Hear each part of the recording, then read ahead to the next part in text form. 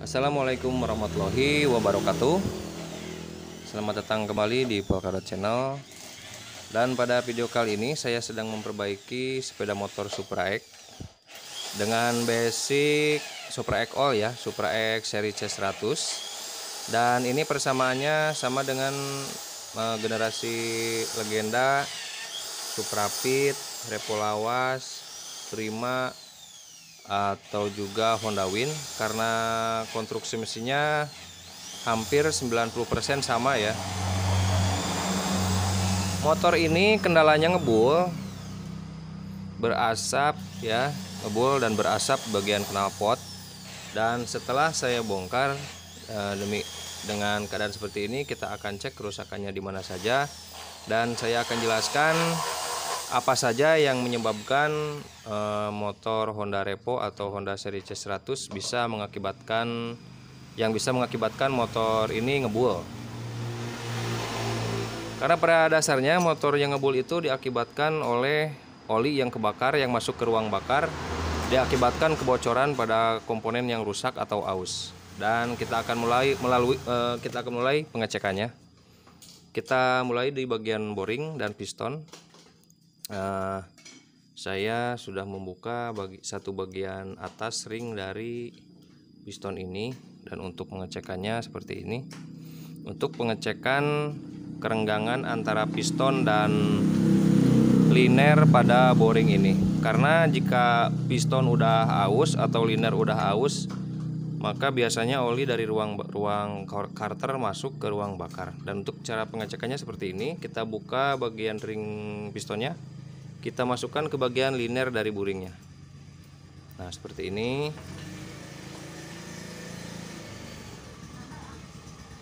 Nah, ini kita lihat di bagian ringnya ini udah renggang ya, udah sangat renggang. Ini kisaran ini ada hampir, kalau kita lihat langsung di sini ada sekitar 2,5 mili ya. 2,5 mili itu toleransi yang udah sangat longgar. Nah, dengan kerenggangan seperti ini dipastikan oli yang ada di ruang karter bisa masuk ke ruang bakar melalui celah-celah ring yang udah gapnya ini udah sangat jauh sekali ya. Karena untuk yang masih bagus itu gapnya itu tidak sampai lebih dari 2 mili ya, jadi rapat sekali. Ini kurang jelas kameranya. Nah, jadi kalau yang masih bagus itu, kalau kita masukkan ke bagian liner boring itu rapat ya, nggak ada celah yang lebar. Nah, ini dipastikan untuk bagian piston kita akan ganti karena ini udah longgar ya. Kita akan ganti baru, dan kita akan buat liner yang baru yang disesuaikan dengan ukuran piston yang udah nggak pas lagi dengan liner boringnya. Kita lanjut ke bagian head. Kita lanjut ke bagian seal clamp. Di sini saya lihat seal clampnya sepertinya masih baru ya. Ini nggak lama dibongkar, mungkin habis disekir. Jadi untuk seal clamp ini nggak perlu diganti, karena kalau seal clamp yang udah rusak itu, yang udah keras, bisa juga menimbulkan oli yang masuk dari bagian head ke bagian ruang bakar.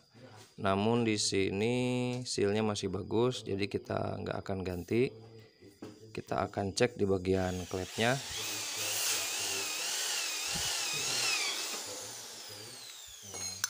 Nah, untuk bagian klepnya juga nggak ada speleng, ini masih presisi. Nah, karena kalau si batang klep sama bosnya udah speleng ya, udah oblak, itu juga bisa mengakibatkan oli masuk dari ruang head masuk ke ruang bakar. Nah, biasanya yang diganti itu klep sama bosnya, namun ini masih bagus. Ini kedua klep juga masih bagus, sama bosnya juga masih bagus. Jadi kita nggak perlu pergantian, kita mungkin hanya sedikit membersihkan dan kita skir ulang. Nah, ini sumber-sumber yang ngebul itu dari seal klep bagus, dari bos klep, dan klepnya juga, batang klepnya juga masih bagus, jadi nggak perlu kita ganti. Oke, demikian ya. Mungkin untuk sumber ngebulnya yang lain masih bagus, jadi kerusakan di sini hanya ada pada bagian pistonnya saja. Jadi saya akan memperbaiki atau saya akan mengganti bagian pistonnya saja, saya akan quarter. Dan mungkin bagian lainnya hanya mengganti bagian perpak dan lem ya, dan sedikit penyekiran untuk di klep. Dan untuk estimasi perbaikan seperti ini tentunya tiap daerah akan berbeda-beda, namun biasanya ini nggak lebih dari Rp500.000 tergantung dari part yang kita ganti ya, yang ori atau yang aftermarket, yang lokal maksudnya. Dan tentunya ongkos kerja tiap daerah berbeda-beda hingga biaya yang dikeluarkan pun akan berbeda. Namun estimasi untuk perbaikan seperti ini kisaran harga Rp500.000.